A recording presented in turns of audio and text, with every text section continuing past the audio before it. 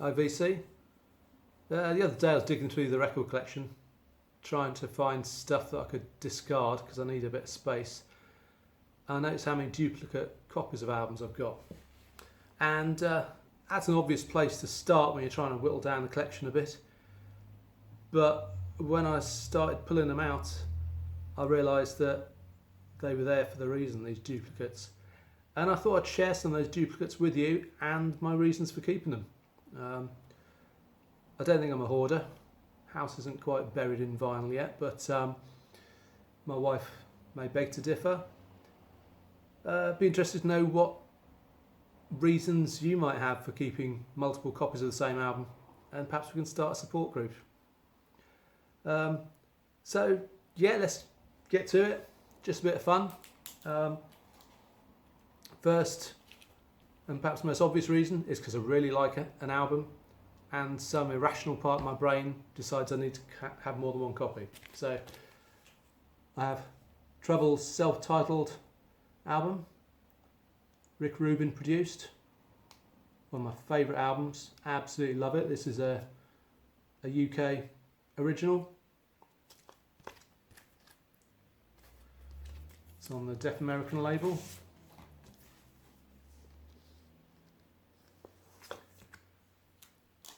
And I love it, and it seems appropriate to show it because unfortunately Eric Wagner passed away a week or so ago. COVID had a hand in that, of course, so a sad loss, but at least I have 2 copies of this album to make me feel slightly less bereft. So there you go. This one has a hype sticker, so if I was going to search for some tenuous reason for having 2 copies, that's probably it. But why don't I get rid of the one without hype sticker? I don't know. I suppose part of me thinks, what happens if something happens to one copy? Where would I be? So I've got 2, and until space gets stupidly tight, I'll continue to have 2. And while we're talking about sad losses, sad recent losses, what about Charlie Watts? He'll be hugely missed. Obviously considerably older than Eric Wagner, but you know, it always hits hard when someone whose music you've listened to for years passes away, whatever age they are. So rest in peace, Charlie Watts. I have this copy of Still Life. Nice gatefold. Regular black vinyl. And I've got this, which you may be able to read there. It's a special limited edition picture disc. Do I need both copies? Probably not. It's not the Stones' greatest live album. It's good, but one copy would probably suffice. So somewhere down the line, I imagine the picture disc will go. Because let's face it, picture discs don't sound great, and it's the music that matters. Elton John, Goodbye Yellow Brick Road. It's one album every collection needs. But is it an album every collection needs 2 copies of? Well, possibly, when one of them's on yellow vinyl. Again, I could probably just keep the yellow vinyl, sounds great, get rid of the other, but for the time being, have the 2 copies. Electric Light Orchestra Discovery, this is an original US pressing. Sounds fantastic. Same again, original US pressing. Definitely don't need 2 of these, but promo copy. Got a timing strip there. Original merchandise insert. The picture lyric inner sleeve. And it's a white label promo, or a Jet's version of that, which is sort of greyed out label promo. And again, it's one of those albums that's so precious to me. Anything by ELO is.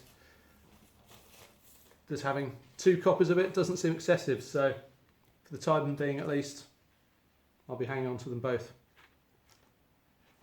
And if I can find a mobile fidelity copy cheap enough, I'll probably add a third. When I first got into Pink Floyd as a kid, it was probably the first 2 albums that I bought first, not necessarily heard first, but bought first, because I found a copy of this cheap, which is basically their first 2 albums, Piper at the Gates of Dawn and Saucer Full of Secrets, in a kind of a 2-for-1 gatefold package, both stereo pressings, and I never really felt the need to get the individual albums until I saw an original first UK mono press.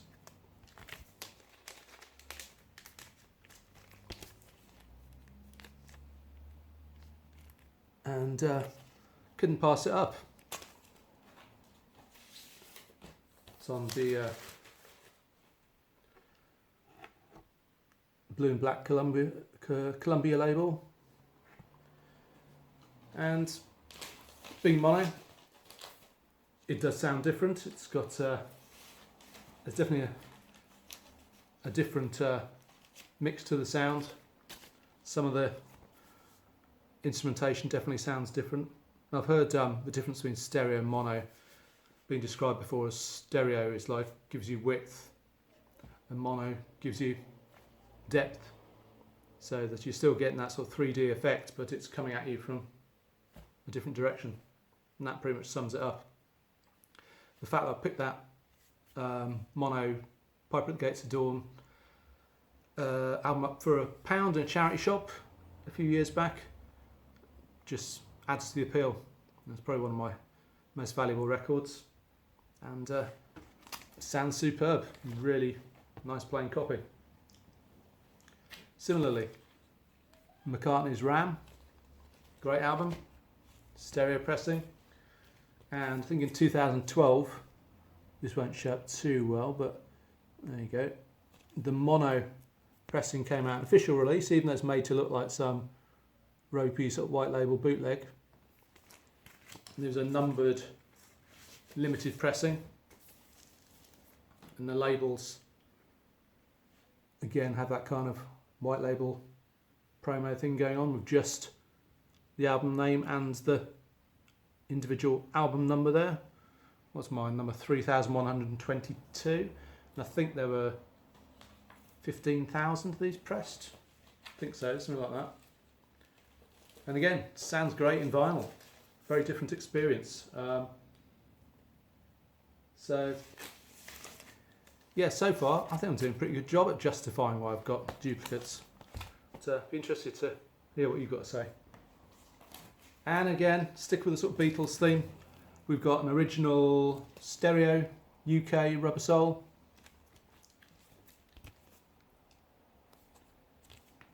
And an original mono UK. And you've got to have them both. Got to have them both. Beatles Help, UK original mono.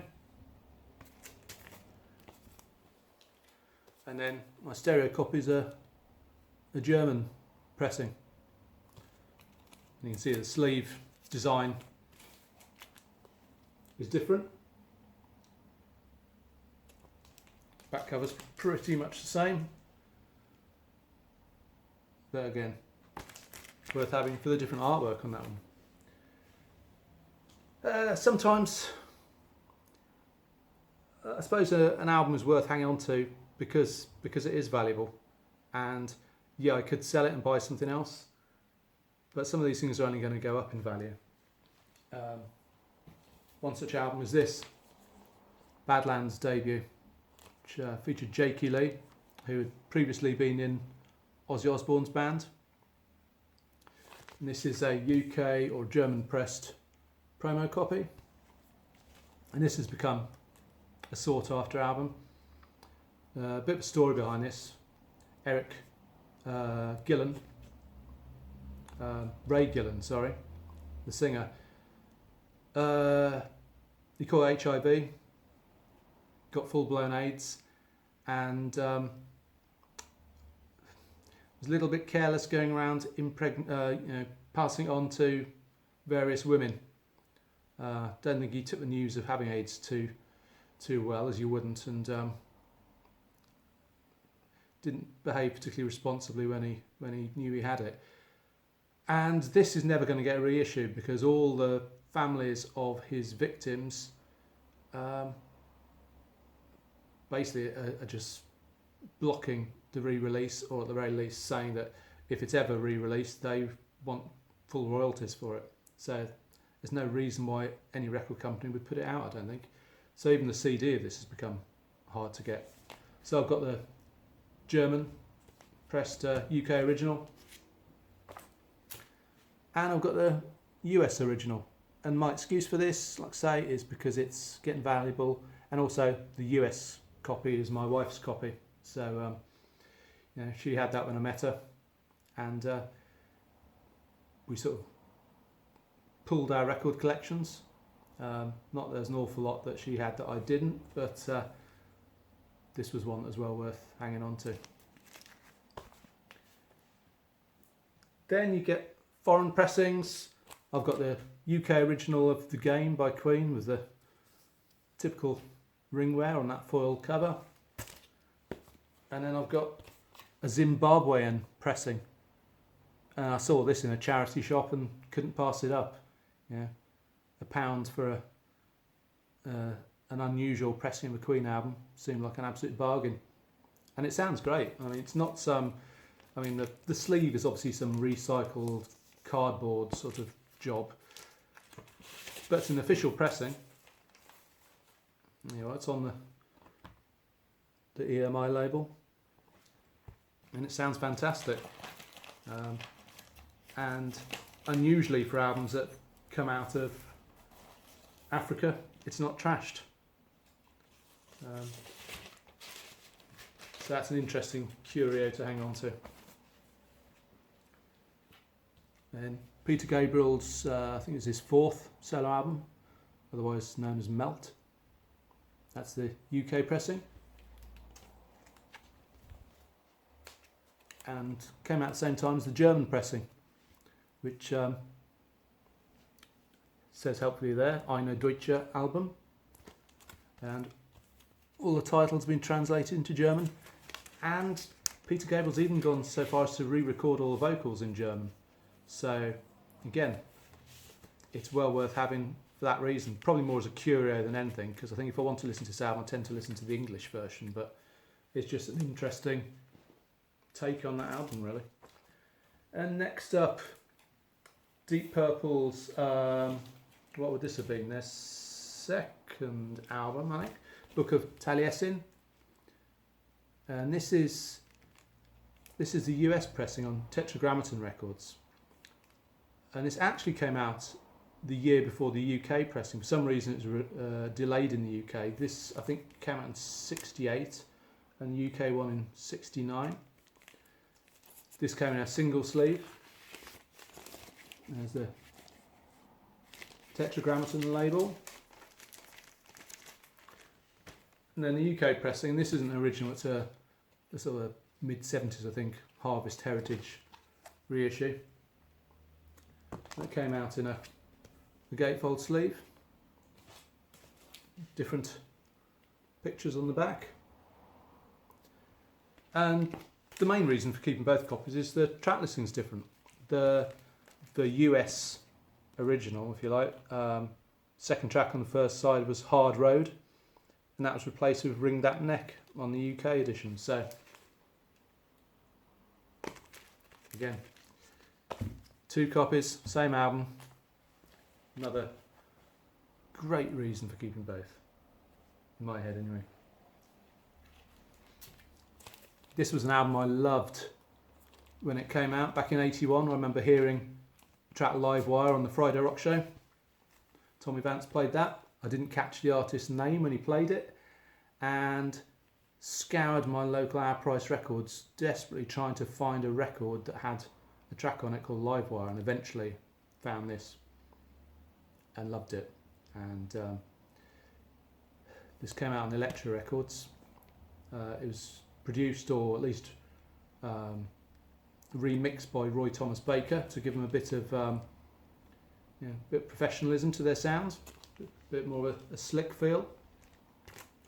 But I was particularly delighted when I found this, which is their independently released issue of the album, obviously predating Elektra one. This is the one on Leather Records, which they sold at their gigs prior to getting the deal. And they did, I think, 2 pressings of this. First one sold out very quickly, as did the second one. This is the second pressing. 4,000 copies were pressed, and I'm delighted to get it. You can see subtle differences in the sleeve design. You know, the size of the band logo is different. On the back here, slight differences. The Elektra version has a inner sleeve, nice professionally taken shot, and lyrics. And then the Leather Records version just has a lyric insert with a pretty amusing band photo there, some nice airbrushed hair on Vince Neil by the looks of it.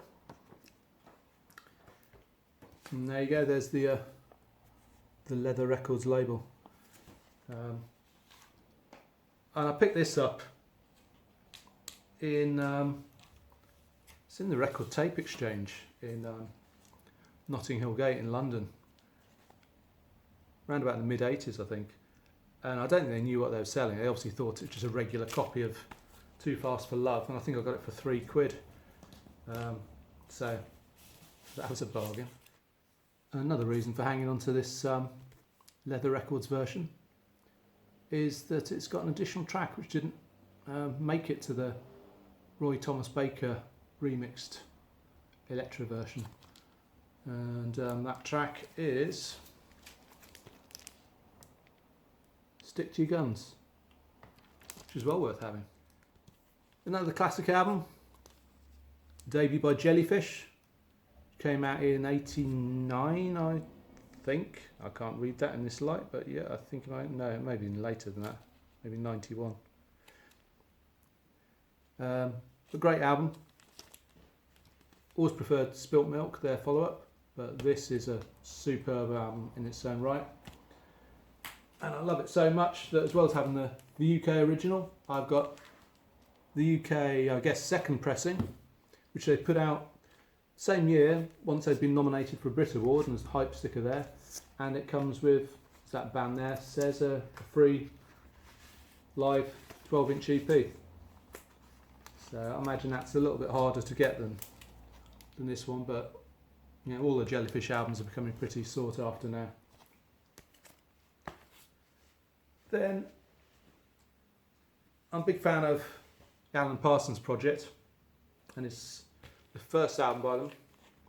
This one, Tales of Mystery and Imagination. Quality album. This is actually a Portuguese pressing. Don't know how I managed to pick up a Portuguese pressing, but I did. Don't think it differs in any way from the UK pressing, apart from I think UK originals had a kind of a sort of 6-page or something booklet stapled in the centre there.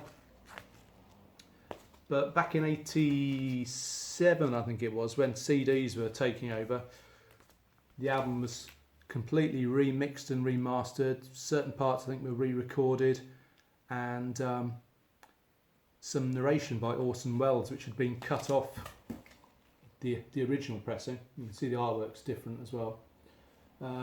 The narration was reinstated on the album, so it's a very different listen.